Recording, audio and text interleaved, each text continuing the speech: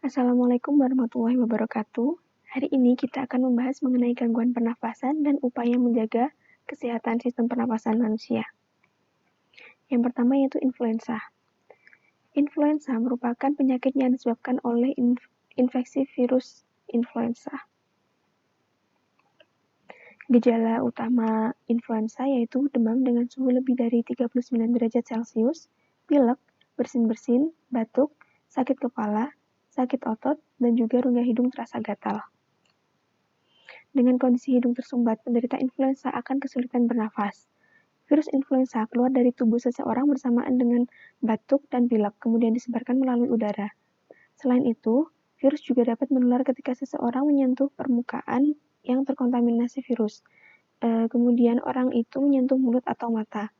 Nah, untuk menghindari penularan virus influenza, sebaiknya kita menggunakan masker ketika berkendara atau berada di luar rumah.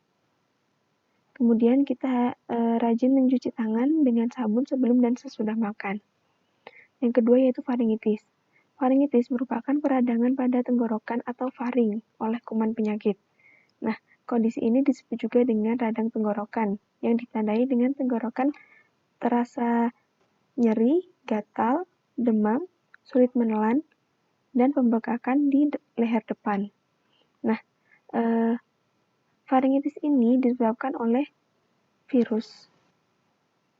Nah, virus yang biasa menyebabkan faringitis ini misalnya adenovirus, rhinovirus, dan coronavirus.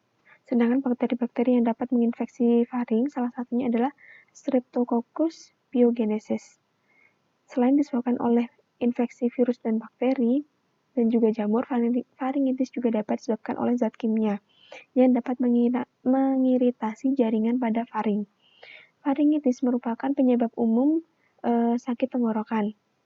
Orang yang menderita faringitis biasanya disertai dengan radang tonsil atau amandel, sehingga menyebabkan rasa nyeri saat menelan makanan. Nah, penanganan untuk faringitis ini yaitu dengan memberikan antibiotik dan antifungi untuk membunuh bakteri serta jamur yang menginfeksi faring. Selain itu, harus ditambah dengan mengonsumsi makanan yang bergizi agar sistem pertahanan tubuh menjadi lebih kuat. Yang ketiga yaitu tonsilitis. Secara normal, tonsil atau amandel dapat menyaring virus dan bakteri yang akan masuk ke dalam tubuh bersamaan dengan makanan atau udara. Apabila daya tahan tubuh dalam kondisi lemah, virus dan bakteri akan menginfeksi tonsil sehingga dapat menyebabkan penyakit tonsilitis. Nah, gejala dari tonsil ini yaitu sakit tenggorokan, tonsil mengalami peradangan, batuk, dan sakit kepala, sakit pada bagian leher atau telinga, dan demam. Nah, virus yang dapat menyebabkan tonsilitis yaitu adenovirus, rhinovirus, influenza, dan coronavirus. Sedangkan golongan bakteri yang dapat menyebabkan tonsilitis yaitu umumnya adalah bakteri Streptococcus.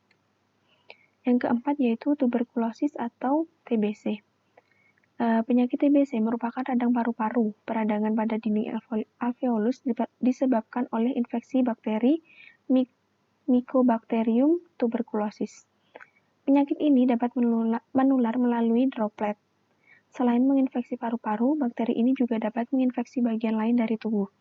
Ketika bakteri masuk ke dalam paru-paru, bakteri akan menyebabkan infeksi sehingga memicu sistem imun untuk bergerak menuju area yang terinfeksi dan segera memakan bakteri tersebut agar tidak menyebar luas. Nah, jika sistem imun lemah, maka bakteri dapat masuk ke dalam peredaran darah dan sistem limfa untuk menginfeksi organ lain. Gejala dari penyakit TBC ini yaitu yang pertama mudah lelah, yang kedua berat badan turun drastis, batuk berdarah, lesu, hilang nafsu makan, demam, berkeringat di malam hari, sulit bernafas, sakit pada bagian dada, dan batuk berdarah. Nah, untuk pencegahan dari TBC ini yaitu dengan pemberian vaksin yang disarankan dilakukan sebelum bayi berusia 2 bulan. Selain itu, pencegahan juga dapat dilakukan dengan cara mengenakan masker saat berada di tempat ramai, tutupi mulut saat bersin, batuk, dan tertawa, dan tidak membuang dahak atau meludah sembarangan. Dan kelima yaitu Pneumonia. Pneumonia merupakan infeksi pada bronkiolus dan alveolus. Penyebab terjadinya pneumonia antara lain karena infeksi dari virus, bakteri, jamur, dan parasit lainnya. Namun, umumnya disebabkan oleh bakteri Streptococcus pneumoniae. Nah, pada paru-paru penderita pneumonia terdapat cairan yang kental, seperti gambar ini. Nah, penderita pneumonia di dalam paru-parunya terdapat cairan seperti ini, sedangkan di dalam orang sehat, paru-paru orang sehat tidak ada cairannya. Nah, cairan tersebut dapat mengganggu pertukaran gas pada paru-paru. Hal ini menyebabkan oksigen yang diserap oleh darah menjadi kurang. Nah, gejala dari penyakit pneumonia ini yaitu demam, batuk berdahak, tidak enak badan, sakit pada dada, dan juga terkadang mengalami kesulitan bernapas. Pneumonia ini dapat ditularkan melalui udara ketika penderita batuk maupun bersin. Nah, penanganannya yaitu dapat dilakukan dengan memberikan antibiotik, obat pembuat saluran napas menjadi lebar atau bronkodilator, melakukan terapi oksigen dan penyedotan cairan dalam paru-paru. Yang keenam yaitu kanker paru-paru. Kanker paru-paru terjadi karena pertumbuhan sel-sel yang tidak terkendali pada jaringan dalam paru-paru. Jika sel-sel tersebut tidak segera ditangani, dapat menyebar ke seluruh paru-paru bahkan jaringan di sekitar paru-paru. Nah, sekitar 85% kasus kanker paru-paru disebabkan oleh merokok dalam jangka waktu yang lama. Sedangkan 10 hingga 15% kasus terjadi pada orang yang tidak pernah merokok. Kanker paru-paru pada orang yang tidak merokok dapat diakibatkan karena kombinasi faktor keturunan dan juga faktor lingkungan. Misalnya menghirup debu asbes dan juga udara yang terpolusi. Termasuk akibatnya karena menjadi perokok pasif. Nah, ini gambar dari paru-paru orang yang mengidap kanker paru-paru dan juga paru-paru orang yang sehat. Seperti yang bisa kita lihat ya, pada penderita kanker paru-paru, paru-parunya berwarna coklat dan juga terdapat sel-sel yang pertumbuhannya tidak terkendali. Inilah yang merupakan kanker. Gejala dari kanker paru-paru. Yang pertama yaitu batuk disertai dengan dahak, berat badan turun drastis, napas menjadi pendek, dan juga sakit bagian dada. Yang ketujuh yaitu asma. Asma merupakan penyempitan saluran pernafasan sehingga penderita kesulitan bernapas. Gejala yang dialami penderita asma yaitu mengalami batuk, napas berbunyi atau mengi, napas pendek, dan juga sesak napas. Asma dapat disebabkan oleh faktor lingkungan. Faktor lingkungan yang dapat menyebabkan asma antara lain yaitu masuknya zat pemicu alergi atau alergen dalam tubuh, misalnya asap rokok, debu, bulu hewan peliharaan, dan lain-lain. Nah, masuknya alergen akan memicu tubuh untuk menghasilkan senyawa kimia seperti prostaglandin dan juga histamin. Senyawa kimia tersebut dapat memicu penyempitan saluran pernafasan. Nah, perawatan yang tepat untuk gejala asma dapat dikendalikan sehingga tidak mengganggu aktivitas sehari-hari.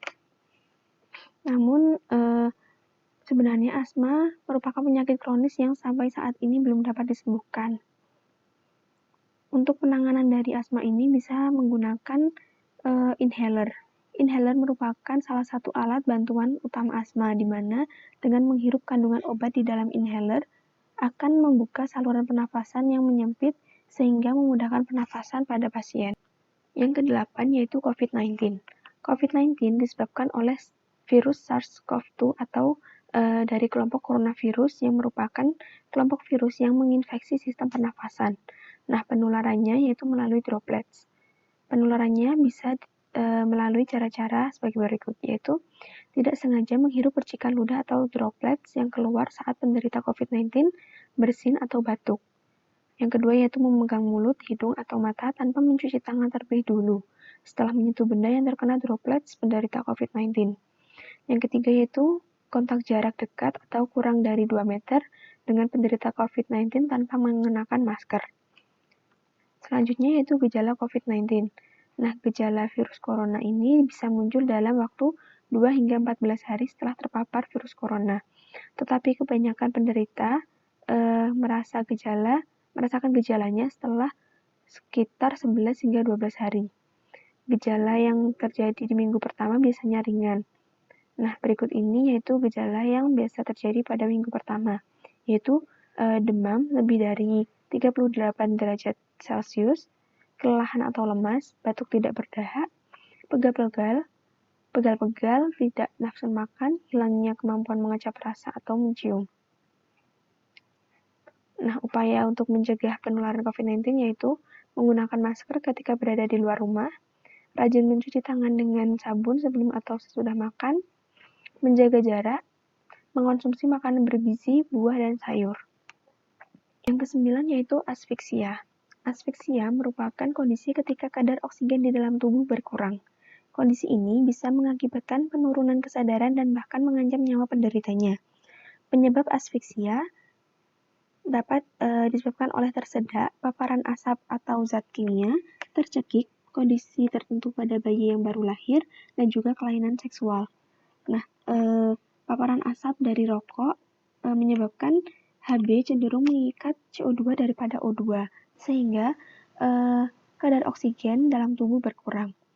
Nah, cara mencegah dari asfiksia ini yaitu mengunyah makanan secara perlahan dan sempurna, menghindari bicara atau tertawa sambil makan, dan menyiapkan air ketika makan untuk berjaga-jaga ketika tersedak.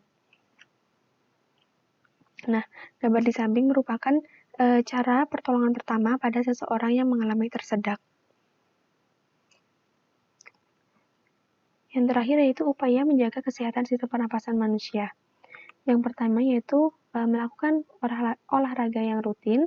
Yang kedua, mengonsumsi makanan yang bergizi, memperbanyak minum air putih, rajin mencuci tangan, tidak merokok, menghindari paparan polusi, menjadikan rumah sebagai area yang asri, dan juga memeriksa kesehatan pernapasan secara berkala. Nah, sekian dari saya. Kurang lebihnya mohon maaf. Wassalamualaikum warahmatullahi wabarakatuh.